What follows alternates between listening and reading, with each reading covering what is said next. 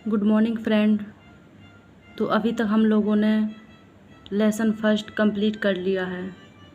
अभी तक हम लोगों ने रिप्रोडक्शन इन ऑर्गेनिज्म का 3 लेक्चर में पूरा कंप्लीट हुआ है एंड इसके PYQ और इसकी जो शॉर्ट ट्रिक थी वो भी हम पूरा कंप्लीट कर चुके हैं। उम्मीद करते हैं कि आप लोगों को वो पसंद आया होगा। तो आज हम एक नया चैप्टर लेके आए हैं जिसका नाम है स्ट्रक्चरल ऑर्गेनाइजेशन इन एनिमल।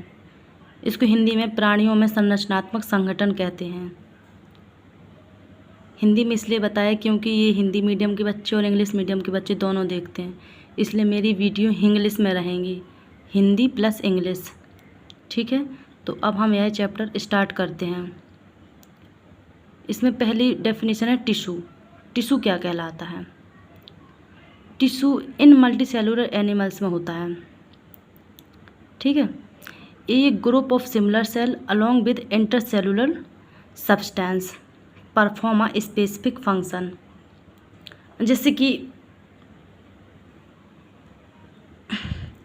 ये है टिश्यू, ये टिश्यू मतलब सॉरी ये है एक सिमिलर सेल, ये सिमिलर सेल, इनके अंदर जो इंटरसेलुलर सब्सटेंस, ये इंटरसेलुलर सब्सटेंस भरा हुआ ना इसके अंदर, ये इसका ये इंटरसेलुलर सब्सटेंस, ये ग्रुप ऑफ सिमिलर सेल हो गया। ये है इंटरसेलुलर सब्सटेंस। ठीक है, ये इंटरसेलुलर सब्सटेंस हो गया। ये दोनों perform a specific function is called tissue. आया समझ में? Similar cell along with intercellular substance perform a specific function such a organization is called tissue. मतलब कोशिकाओं का वह समूह जो उत्पत्ति, कार्य तथा संरचना में समान होता है ऊतक कहलाता है। ठीक है, हिंदी में हमने समझा दिया है। अब tissue level of organization start कब हुआ था? फाइलम सीलेंट्रेटा से और निडेरिया से tissue level of organization start हुआ था, सीलेंट्रेटा और निडेरिया से। टिश्यू कितने प्रकार के होते हैं? टिश्यू 4 प्रकार के होते हैं, epithelial tissue, connective tissue, muscular tissue, nervous tissue. ठीक है, अब आप लोग कहेंगे ये क्या है एपिथेलियम टिश्यू क्या होता है? एपिथेलियल टिश्यू जो हमारे बॉडी के आउटर लवरिंग मतलब जो आउटर लेयर होती है ना, आउटर लेयरिंग होती है, एपिथेलियल वो हो गया, एपिथेलियल टिश्यू हो गया उसमें। तो एपिथेलियल टिश्यू की ओरिजिन कहाँ से होती है? ये क्या है? Ectodermal, mesodermal, endodermal. अब आप लोग पूछेंगे एक्टोडर्मल, मेसोडर्मल, ये एंडोडर्मल है क्या? What is this ecto, meso and endo? चलो आप लोगों को ये समझाते हैं क्या है। जैसे ये हो गया मेल स्पर्म, ये हो गया एक ओवा। ठीक है, इन दोनों के मिलने से बना जाइगोट, ये होता है NN, ये हो गया 2N। अब ये मोरुला बन गया। मोरुला बनने के बाद एक अवस्था होती है ब्लास्टोसिस्ट, ब्लास्टोसिस्ट हो गई। और जो मतलब ये बॉडी है, जैसे कि ये है बॉडी। ठीक है, ये बॉडी हो गई, यहाँ पे एक हार्ट होता है, ये फेफड़े हो गए। ये जगह जो बची है ना, इसको कहते हैं ब्लास्टोसेल। ठीक है, ये ब्लास्टोसेल। ये स्टेम सेल होंगी। स्टेम सेल से जो 3 जर्म लेयर होती हैं इनको कहते हैं एक्टोडर्म, मेसोडर्म एंड एंडोडर्म। ठीक है, मतलब जो हमारी बॉडी के एक्टो 3 जर्म लेयर का इसमें बनती हैं, एक्टो, मेसो एंड एंडो। ठीक है, एपिथेलियल टिश्यू की origin ectoderm, mesoderm and endoderm होती है। एपिथेलियल टिश्यू का फंक्शन होता है secretion, filtration, absorption, diffusion and protection. अब आया कनेक्टिव टिश्यू, सेकेंड नंबर का टिश्यू है। कनेक्टिव टिश्यू की ओरिजिन होता है मेसोडर्मल होती है। इनका फंक्शन सपोर्ट, ये सपोर्ट करते हैं, जैसे कि टेंडन, लिगामेंट हमारी बॉडी को सपोर्ट करता है, तो उनमें मेसोडर्मल होता है। वोन में सपोर्ट होता, जब वोन हमें सपोर्ट करते हैं ना, तो ये मेसोडर्मल। जैसे कि कॉर्टिलेज, ये भी सपोर्ट देती है हमको। ब्लड इनमें ही फ्लूइड कनेक्टिव टिश्यू पाया जाता है। तो ये सपोर्ट हो गया। मस्कुलर टिश्यू क्या होता है? मस्कुलर टिश्यू भी मेसोडर्मल होता है, जैसे लोकोमोशन एंड मूवमेंट। जैसे हमारी बॉडी मूव कर रही है, डिस्प्लेसमेंट हो रहा है ना, तो हम लोग खड़े हैं, आगे चल रहे हैं, डिस्प्लेसमेंट, हमारी बॉडी चल रही है ना, तो ये लोकोमोशन एंड मूवमेंट, आगे चलना, डिस्प्लेसमेंट होता है, मसल का मूवमेंट होना। ठीक है। अब आए नर्वस टिश्यू। नर्वस टिश्यू जो होता है वो एक्टोडर्मल होते हैं। इनमें क्या होता है? कंट्रोल और कोऑर्डिनेशन। जैसे ये है, ये नर्व, ये हो गए न्यूरॉन्स। ठीक है। मतलब बहुत सारे नर्व सेल से मिलकर बने होते हैं। बंडल और नर्व सेल क्या कहलाते हैं? जो बहुत सारे नर्व से मिलकर बने होते हैं। और नर्व कितने प्रकार के होते हैं? नर्व होते हैं 2 प्रकार के, cranial nerve, spinal nerve. Cranial में 12 पेयर ऑफ नर्व पाए जाते हैं और स्पाइनल में 31 पेयर। ठीक है। तो इसमें नर्व मतलब कितने प्रकार? सेंसरी नर्व होती हैं, मोटर नर्व होती हैं, मिक्स्ड नर्व होती हैं। जो हमारे CNS में सिग्नल लाती हैं वो सेंसरी नर्व होती हैं, जो सिग्नल ले जाती हैं वो मोटर नर्व, और मिक्स्ड जो दोनों काम करती हैं। ठीक है, आया समझ में नर्वस टिश्यू का। ये मेरे खुद के हैंड रिटन नोट्स हैं, आपको सही लगे तो आप इसका नोट्स भी बना सकते हैं और इससे पढ़ भी सकते हैं, जो आपके लिए बहुत ज़्यादा हेल्पफुल होगी। और अगर हमारी वीडियो अच्छी लगे तो लाइक कर देना, शेयर कर देना एंड सब्सक्राइब भी कर लेना। ओके। तो अब हम आते हैं एपिथेलियल टिश्यू के बारे में पढ़ते हैं पूरा डिटेल्स में। ठीक है। एपी मतलब क्या होता है? अपॉन। थीलियम मतलब क्या होता है? कवरिंग। ठीक है। इसमें आता है this tissue has a free surface which face either a body fluid or the outside environment and thus provide a covering for lining or a lining for some part of the body। मतलब body के जो part है हमारे, उनकी outer covering जो हमारे environment के मतलब कंटेंट में आ रहा है, जो एनवायरनमेंट के सामने दिख रहा है हमको, तो उनमें जो हमारी शरीर के ऑर्गन है, ऑर्गन के आसपास जो लाइनिंग है उनको हम एपिथेलियल टिश्यू कहते हैं। ठीक है। देखो this tissue has a free surface. ठीक है, free surface which face either a body fluid.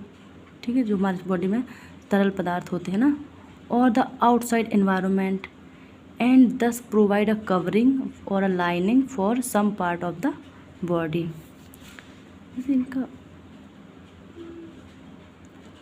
इनका पोजीशन देखते हैं। जैसे कि पोजीशन में क्या, outer layer of all body organ including skin.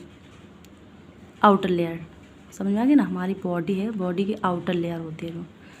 Internal lining of all hollow organ, जैसे कि हमारी डक्ट के इंटरनल, यहाँ भी एपिथेलियल होती है। Also from glands of body. ठीक है, ये आउटर इनर लेयर हो गई ना, ये इंटरनल लाइनिंग ये।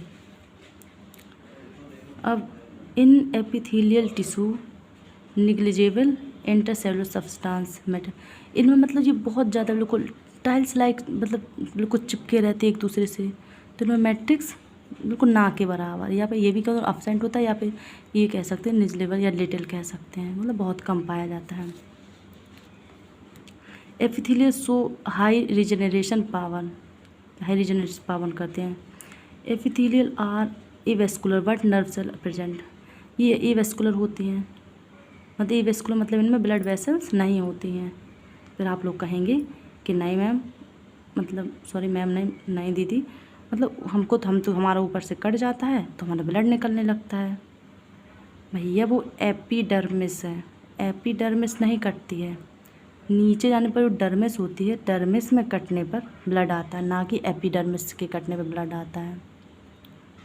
ठीक है, क्योंकि डर्मिस में तो वेस्कुलर सिस्टम होता है, लेकिन इसमें एपिडर्मिस में नर्वस्कुलर सिस्टम नहीं होता है, मतलब ब्लड वेसल नहीं होती हैं। नर्व सेल तो प्रेजेंट होती हैं लेकिन ब्लड वेसल नहीं होती हैं, ठीक है। अब आते हैं हम, all epithelial tissue rest on a non cellular basement membrane. Non cellular basement membrane में टिश्यू रेस्ट ऑन हो, all epithelial tissue rest on a non cellular basement membrane. अब जैसे कि ये होगी एपिथेलियल टिश्यू, ठीक है, ये होगी बेसमेंट मेम्ब्रेन और ये होगी blood vessels. Epithelial tissue avascular होते हैं। अभी हम बताए थे कि इसमें ब्लड वेसल नहीं पाए जाते हैं, पर नर्व्स आर प्रेजेंट, ये नर्व्स प्रेजेंट होती हैं। ये जो है ना, जो ब्लड वेसल्स, ये कनेक्टिव टिश्यू है, डिफ्यूज़न और न्यूट्रिशन ये देते हैं ना, ऐसे डिफ्यूज़न न्यूट्रिशन देते हैं।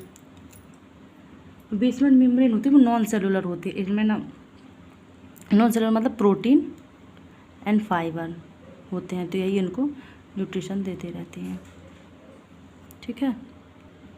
Type of epithelial tissue.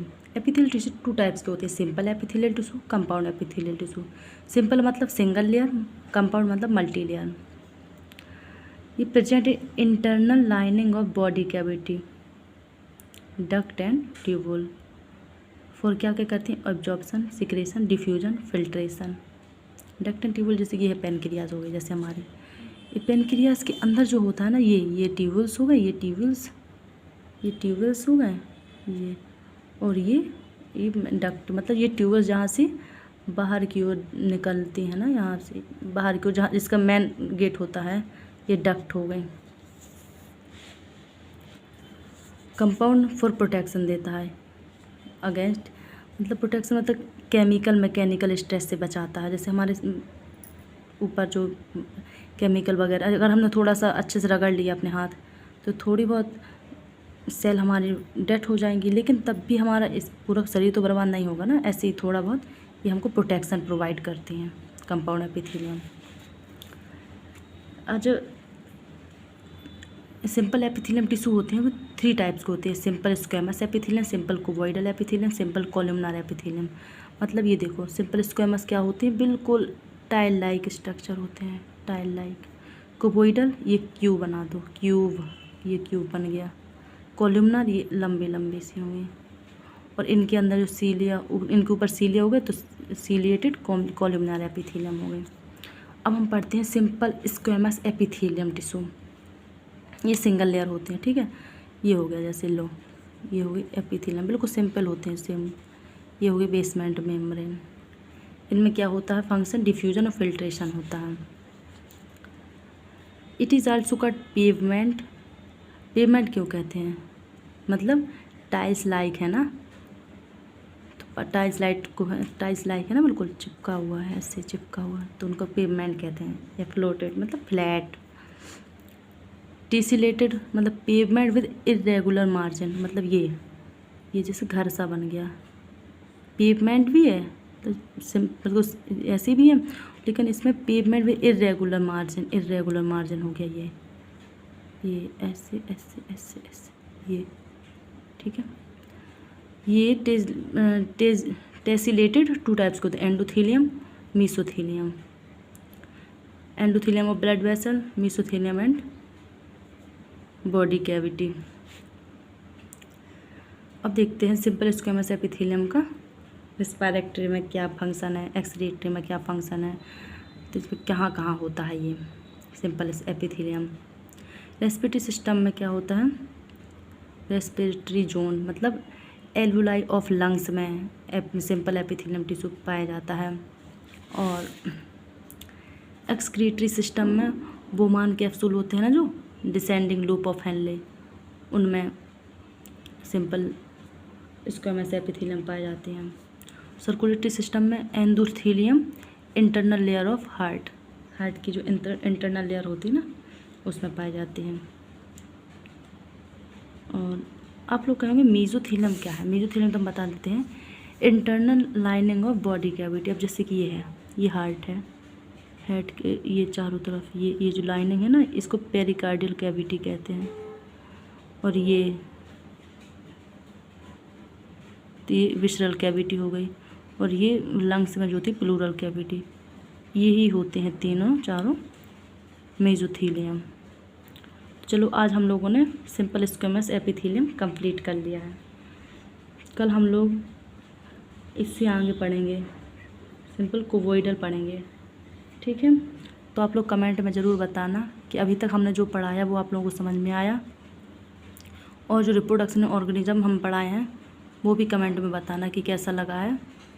अच्छा लगा हो तो लाइक कर देना एंड सब्सक्राइब कर लेना। नोट्स बनाते जाएं साथ साथ और पढ़ते जाएं। वीडियो अच्छी लगी हो तो थैंक यू, ऐसे ही आप लोग पढ़ते रहें। कमेंट में ज़रूर बताना कि कैसा पढ़ाएं हम। Okay, thank you. कल हम सिंपल कोवोइडल एपिथेलियम पढ़ेंगे। Okay, bye bye.